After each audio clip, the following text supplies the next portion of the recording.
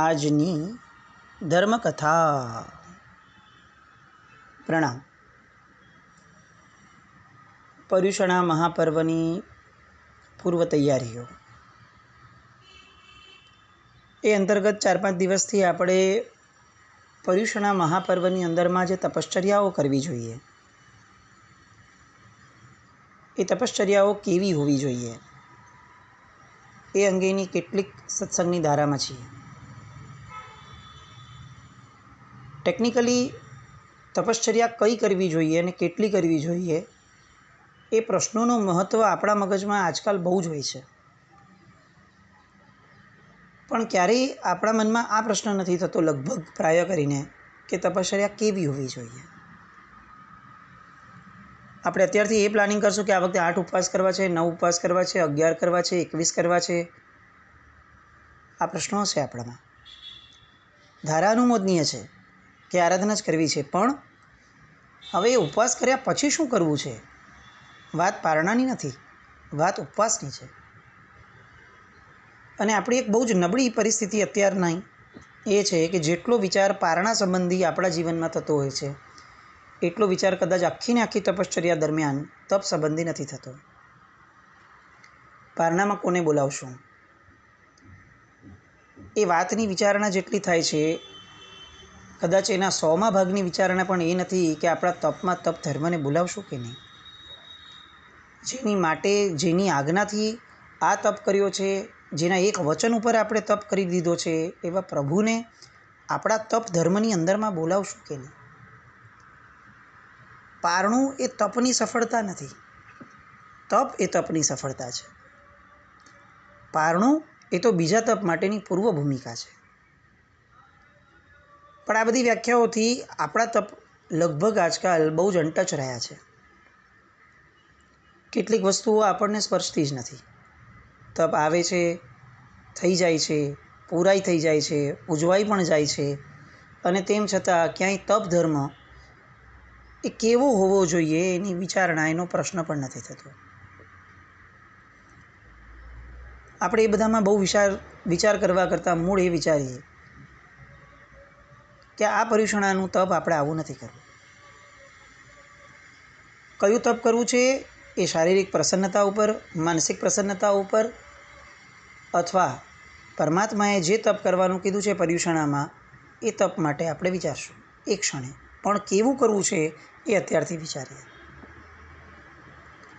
અને એ માટેના આપણે ઘણા બધા દ્રષ્ટાંતો સાંભળ્યા કે કેવા કેવા તપો થયા છે આ વર્તમાન કાળની અંદરમાં.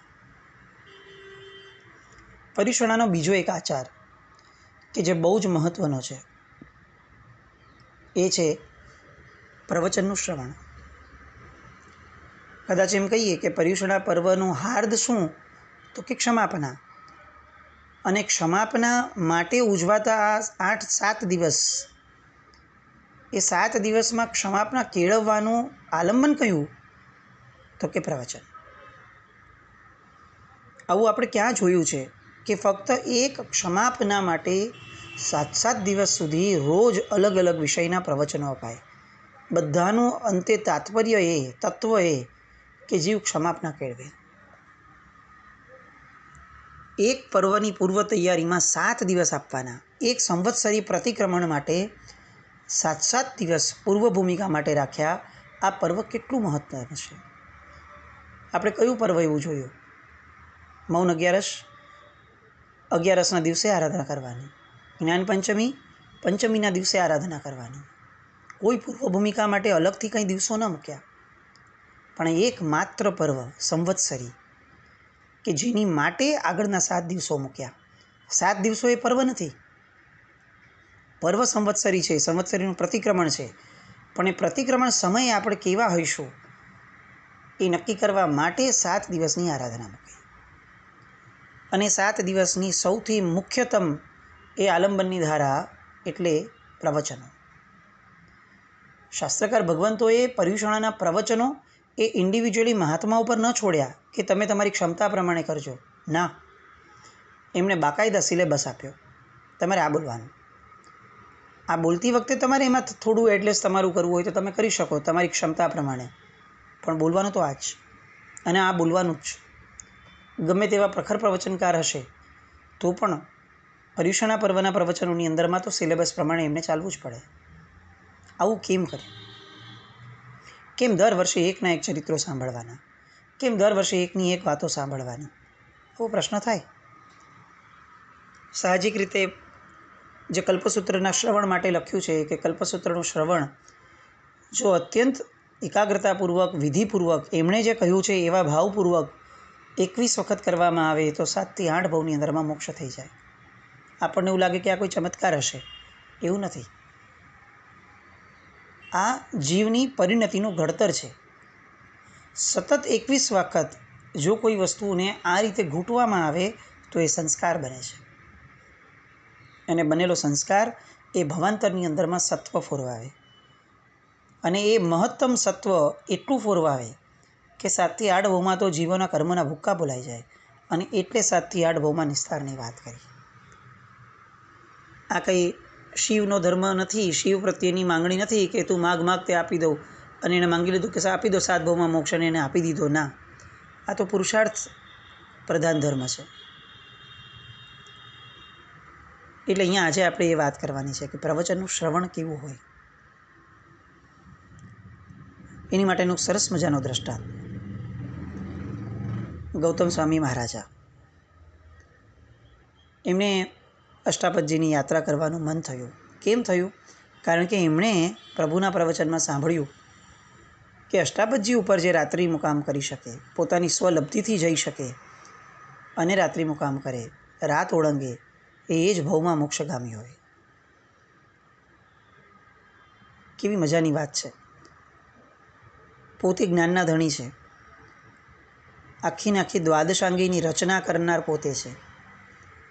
આપણે જેટલું સમજી, આપણે નહીં, જેટલા પણ જીવો જે પણ સમજી અને જે વિચારણા કેળવી અને છેક ક્ષપક્ષેરણી માંડીને કેવળ જ્ઞાને જાય છે, એ બધું જ તત્વ એ જેમણે આપ્યું છે એવા ગણધર ભગવંતો, 3 જગતની અંદરમાં અજવાળા ફેલાવનાર એવા એ મહાપુરુષ, એમને પ્રશ્ન થાય છે કે મારો આ ભવમાં મોક્ષ થશે પ્રભુ? આ બધા કેવળ જ્ઞાની થઈ જાય છે, હું ક્યારે થઈશ? પોતે અપાર જ્ઞાની હોવા છતાં ક્યાંય જ્ઞાનનો ઉપયોગ મૂકવાની વાત નથી. આ કેટલી હદ સુધીની લઘુતા, કેટલું ગુરુ પારતંત્ર્ય, કેટલી સહજતા, મોહનીયનો અદ્ભુતતમ ક્ષયોક્ષમ કદાચ કહી શકાય, અપ્રતિમ. પોતાને બધું જ ખબર હોવા છતાં ક્યાંય પોતાએ ઉપયોગ મૂકી અને પોતાએ નથી કરવો. વડીલો સાથે હોય ને, આપણે બહારગામ જતા હોય ત્યારે તો આપણે ગમે તેટલું કમાતા હોઈએ, ક્યાંક રિક્ષાવાળાને કે નાની મોટી જગ્યાએ પૈસા આપવાની વાત આવે ને તો વડીલ ખીચામાં હાથ નાખે, એવા સમયે જનરલી આપણે હાથ નથી નાખતા આપણા ખીચામાં. આપણે ગમે તેટલા કરોડપતિ કેમ ન હોઈએ, આપણા વડીલ આપણી હારે હોય ને તો આપણે એવું વિચારીએ કે વડીલને કરવા દઈએ, એ હક વડીલનો છે. હા, એ આપણને આપવા દે એવો આપણી વિનંતી આપણે કરી શકીએ, પણ હક એમનો છે, કારણ કે વડીલની હાજરીમાં આપણે નિશ્ચિંત હોઈએ. ગૌતમ સ્વામી મહારાજા એ પ્રભુની હાજરીમાં એટલા બધા નિશ્ચિંત હતા કે એમને ક્યાંય કરતાં ક્યાંય વિકલ્પ નહોતો થતો કે હું જ ઉપયોગ મૂકીને જોઈ લઉં. ગુરુ પ્રત્યેની શ્રદ્ધા એ ત્યાં અષ્ટાપદજી ઉપર ગયા, અને ત્યાં કોઈક દેવે આવી અને એમને કેટલાક પ્રશ્નો પૂછ્યા. દેવ છે, પોતે અવધિજ્ઞાની છે, અને તેમ છતાં ગૌતમ સ્વામી મહારાજા એમને જોઈને એમને પ્રશ્નો જાગ્યા, અને બહુ જ સાહજિક રીતે એ પ્રશ્ન પૂછે છે, અને એ પ્રશ્નના ઉત્તરની અંદરમાં ગૌતમ સ્વામી મહારાજા છઠને પારણે છઠ કરે છે આજીવન. એવા ગૌતમ સ્વામી મહારાજા એને પુંડરીક કંટ્રીકનું અધ્યયન સમજાવે છે. જીવને વૈરાગ્ય કઈ રીતે થાય એ સમજાવવા માટે એ દ્રષ્ટાંત આપે છે, અને પુંડરીક કંટ્રીકનું આખું અધ્યયન એ દ્રષ્ટાંત રૂપે એમને સમજાવે છે. પરમાત્મા માટે એવો વિશેષણ આવે છે કે પરમાત્મા જ્યારે દેશના આપતા હોય ત્યારે જીવ સમય ભૂલી જાય, એને ભાન ન રહે સમયનું. તો આ જગતની અંદરમાં તત્વોનું શ્રેષ્ઠ નિરૂપણ કરી શકે એવું એક્સપ્રેશન એ બેસ્ટ કોનું? ધ બેસ્ટ તો કે પરમાત્માનું. તો સેકન્ડ નંબરનું બેસ્ટ કોનું? તો કે ગણધર ભગવંતોનું. ગણધર ભગવંતો જ્યારે વિવરણ કરવા બેસે એ સમયે પણ જીવ પોતાની બધી જ ભ્રમણાઓ, પોતાની બધી જ માન્યતાઓ એનાથી પર થઈ જાય. એને દિવસ, એને રાત, એને સમય, કલાકો, થાક આ કંઈ ન વર્તાય. ગણધર ભગવંતો છે. આ સૃષ્ટિ પરનું સેકન્ડ બેસ્ટ વ્યક્તિત્વ છે. એટલે એ રીતે એ દેવ પણ ભૂલી ગયા બધું જ, અને આખું અધ્યયન સાંભળ્યું. વૈરાગ્ય એટલો બધો પ્રબળ થયો કે પોતે દેવલોકમાં આવ્યા. એમનું હવે 500 વર્ષનું આયુષ્ય બાકી હતું દેવલોકનું. અને એમણે નક્કી કર્યું કે હું જે સમજ્યો છું હવે એને વારંવાર મારે પુનરાવર્તન કરવું છે. એટલે ગૌતમ સ્વામી મહારાજાએ જે અધ્યયન એમને જણાવ્યું હતું એ અધ્યયનનો સ્વાધ્યાય કરવાનો એમણે શરૂ કર્યો. દેવલોકની અફાટ રિદ્ધિ સિદ્ધિ વચ્ચે પણ. અને પર ડે 24 કલાકની અંદરમાં 500 વખત એ આખા અધ્યયનનું પુનરાવર્તન કરતા હતા. આપણી કલ્પના બહારનો સ્વાધ્યાય, આપણે જીવનમાં ક્યારે સાંભળ્યો જોયો ન હોય ને એવો સ્વાધ્યાય. પર ડે 500 વખત આખાને આખા અધ્યાયનો સ્વાધ્યાય કરતા. ક્યાં બેસીને? જ્યાં સમૃદ્ધિઓની રેલમછેલ છે, જ્યાં અનુકૂળતાઓ પ્રચુર માત્રામાં છે ત્યાં પણ. અને એ એક અધ્યાયની અંદરમાં 500 વખત દીક્ષા શબ્દ આવતો હતો. એટલે પર ડે 500 × 500 વખત દીક્ષા શબ્દ એ સ્વાધ્યાયમાં આવે. અને આવા જીવનના છેલ્લા 500 વર્ષ આયુષ્યના એમણે ફક્ત નિતાંત આ જ કાર્ય કર્યું. અને આ કાર્ય કર્યું એટલે આપણી જેવો પણ સ્વાધ્યાય નહીં પાછો. અંદર પૂર્ણપણે આત્મા ઓળઘોળ થાય એવા કોન્સન્ટ્રેશનથી, એવા ઉપયોગથી, એવા લક્ષ્યથી, એવા ભાવિત થઈને એમણે સ્વાધ્યાય કર્યો. પરિણામે આવ્યું કે એ સ્વાધ્યાય જે છે એ સંસ્કરિત બન્યો. આમ પણ ગૌતમ સ્વામી મહારાજાએ ઉપદેશ આપ્યો હોય તો નિષ્ફળતા જવાની શક્યતા તો નહિવત નહીં, 0 પણ ન રહે. એ માઇનસમાં હોય, એ શક્યતા જ ન હોઈ શકે. ત્યાંથી ચવ્યો એમનો જીવ અને માતાની કુક્ષીમાં આવ્યો. એમાંથી એમનો જન્મ થયો. પુણ્ય એવું લઈને જન્મ્યા કે પોતે કુક્ષીમાં હતા એ સમયે પિતાને વૈરાગ્ય થયો અને પિતાએ દીક્ષા લીધી. માતા હવે સતત એમને સાધ્વીજી ભગવંતો પાસે મૂકી દે છે. અને સાધ્વીજી ભગવંતોના મુખેથી જે સ્વાધ્યાય થતો હતો એમાંનો દીક્ષા નામનો શબ્દ એને સાંભળ્યો. હજી તો બાળક કેટલાક કલાકો અને દિવસોનું પણ નથી. દીક્ષા નામનો શબ્દ સાંભળ્યો. જાતિ સ્મરણ જ્ઞાન થયું. કેમ થયું? કારણ કે એમણે ગૌતમ સ્વામી મહારાજાએ એ સમયે જે ઉપદેશ આપ્યો હતો એને એક ચિત્તે લક્ષ્યપૂર્વક એવી રીતે સાંભળ્યું કે પછીથી એ શ્રવણ થયેલી વસ્તુઓ, તત્વો એ એમને સેવવા યોગ્ય લાગ્યા. દિવસમાં 500 વખત સ્વાધ્યાય થયો, 500 વર્ષ સુધી થયો. આપણે ખાલી કલ્પના કરીએ 500 વર્ષના દિવસો કેટલા. અને એક અધ્યાયમાં 500 વખત દીક્ષા શબ્દ આવે અને એક દિવસમાં 500 વખત સ્વાધ્યાય થાય. 500 × 500 એક દિવસનું ઇન્ટુ 360 એટલે 1 વર્ષ અને ઇન્ટુ 500 એવા 500 વર્ષ. આટલી વખત એમણે દીક્ષા શબ્દને સાંભળ્યો. આમ પણ જ્ઞાનસારની અંદરમાં કેટલાક લક્ષણો આપ્યા છે કે શુદ્ધ આરાધના કેવી હોય.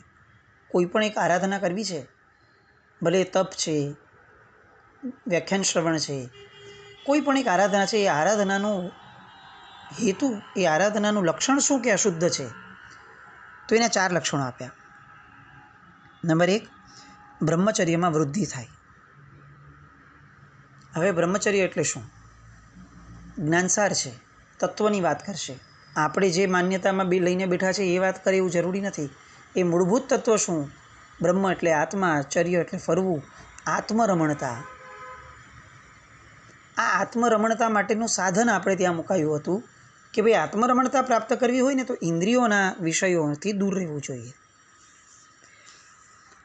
આપણે આપણી સમજણને એટલી ટૂંકી કરી નાખી કે ફક્ત ઇન્દ્રિયોના વિષયોથી દૂર રહેવું એને જ આપણે બ્રહ્મચર્ય કહી દીધું.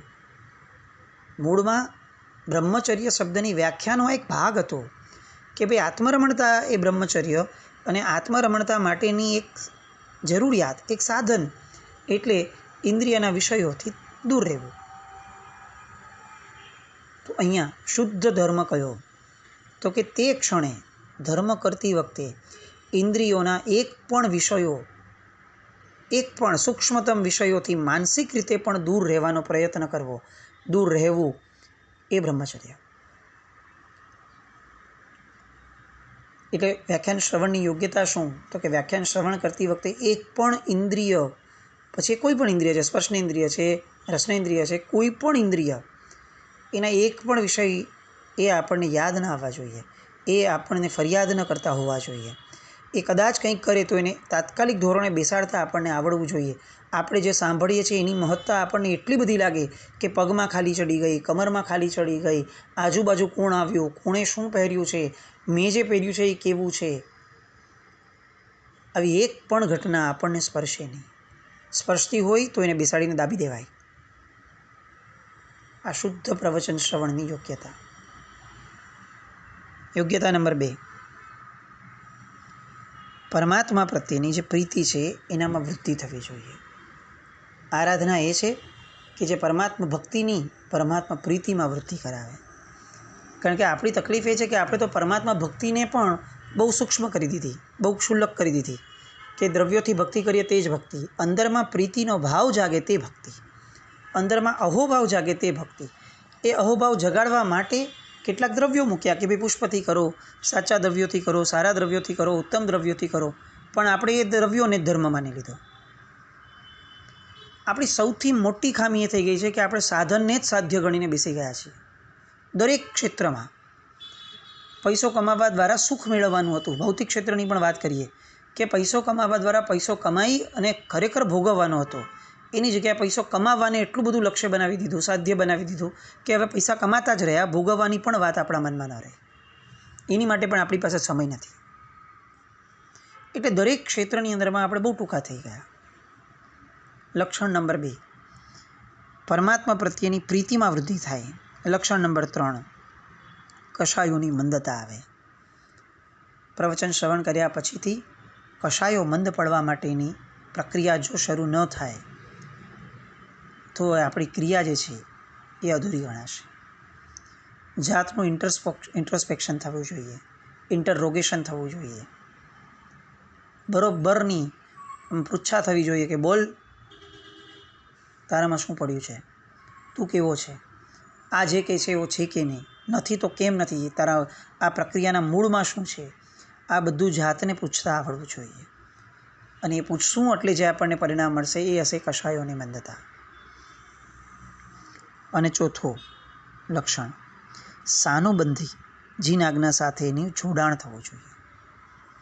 જે ક્રિયા કરીએ એમાં અનુબંધ એવો પડવો જોઈએ કે હું આ પરમાત્માની આજ્ઞા છે એટલે કરું છું અને એટલે આજ્ઞા સહિતનું જ કરીશ. એમણે જેવી રીતે જે વિધિપૂર્વક કરવાનું કીધું છે ને જે ત્યાગવા કીધું છે એ ત્યાગવા પૂર્વક જ હું આ કરીશ. એમણે મને તપ કરવા કીધો છે, ત્યાગ કરવા પૂર્વકનો કીધો છે તો હું ત્યાગપૂર્વકનો તપ કરીશ. મારી આસક્તિ પોસાય એવા એકાસણા બેસણાને તપ નહીં માનું. મારું પેટ ભરાય એ પણ ઉણોદરીપૂર્વકનું પેટ ભરાય એવી રીતે તપ થતું હોય એને જ હું તપ માનીશ મારી માટે. અન્ય જે કરે છે એ તપ છે, હું જે કરું છું એ શું છે એ મારે ચકાસવાનું. આ બધા લક્ષણો અને આવા લક્ષણો સહિતનું ગૌતમ સ્વામી મહારાજા પાસેથી એ સાંભળેલું એ જાતિ સ્મરણ જ્ઞાનમાં આવ્યું. પરિણામ એ આવ્યું, યુગ પ્રધાન આચાર્ય થયા વજ્રસ્વામી મહારાજા. મુદ્દો આ, પ્રવચન શ્રવણ કેવું હોવું જોઈએ. એક પ્રવચન શ્રવણ એમણે ખાલી દેવલોકના ભવમાં કર્યું ગૌતમ સ્વામી મહારાજાનું અને છેક યુગ પ્રધાન આચાર્ય થવા સુધીની કક્ષાએ પહોંચ્યા. આપણું આ પર્યુષણા મહાપર્વનું પ્રવચન શ્રવણ એ આ દિશાનું તો થાય. આપણે એવા તો નથી જ થઈ શકવાના, નક્કી છે, પણ કંઈ વાંધો નહીં, એક દિશામાં તો જઈએ. શરીપાલિત શક જ્યારે મંડાય ને ત્યારે પહેલે જ દિવસે આપણે લક્ષ્ય સુધી નથી પહોંચી જતા, પણ આપણને સંતોષ હોય છે કે હું નજીક આવ્યો છું, કારણ કે દિશા એ જ છે. આવો કંઈક સંતોષ પણ આ ભાવમાં લઈને જઈએ આપણે. આ બધી કથાઓ, આ બધી વાતો, એ બધાનું સાધ્ય પણ આ જ છે કે આપણે મૂળમાં આપણી અંદર કેટલાક પરિવર્તન લાવીએ. માનસિક પરિવર્તન, કાયિક પરિવર્તન તો બહુ જ આવશે, અને આપણને એટલા બધા લોકો પણ આવા મળી જ જાય છે જીવનમાં આપણા શુભ યોગે, કે જે આપણને કાયિક પરિવર્તન કરાવડાવી લે છે. આપણા દ્વારા તપ થઈ જાય, આપણા દ્વારા ત્યાગ થઈ જાય છે, આપણા દ્વારા અભક્ષ્ય વગેરે છૂટી જાય છે, આપણા દ્વારા બીજી ઘણી બધી વસ્તુઓ છૂટી જાય છે. બહુ જ સારું છે, પણ આ મન છૂટતું નથી. આ પર્યુષણા મહાપર્વની અંદરમાં આપણે મન રહિત થવાની દિશામાં આગળ વધીએ. જે પૂર્વના સંસ્કારો ચિત્તની અંદરમાં બેઠા છે અનાદિના, એનો જે નબળો ભાગ છે એને આપણે આ વખતે આપણી નજીક ફરકવા પણ ન દઈએ. આપણે અલગ છીએ અને આ સંસ્કારો અલગ છે. આપણે અલગ છીએ અને આ દેહમાંથી ઉઠતી એ વિષયોની વાતો એ અલગ છે. આપણે અલગ છીએ, આપણે અલગ છીએ, આપણે કંઈક અલગ છીએ. આ વાત સતત ઘૂંટાતી રહે, અને એ વાત એ આપણા પર્યુષણા મહાપર્વને સફળતા તરફ લઈ જાય એવી શુભ મંગલ કામના સાથે. જીના આજ્ઞામૃત કંઈ પણ બોલાયું હોય તો મિચ્છામિ દુક્કડમ. જૈનમ જયતિ શાસન.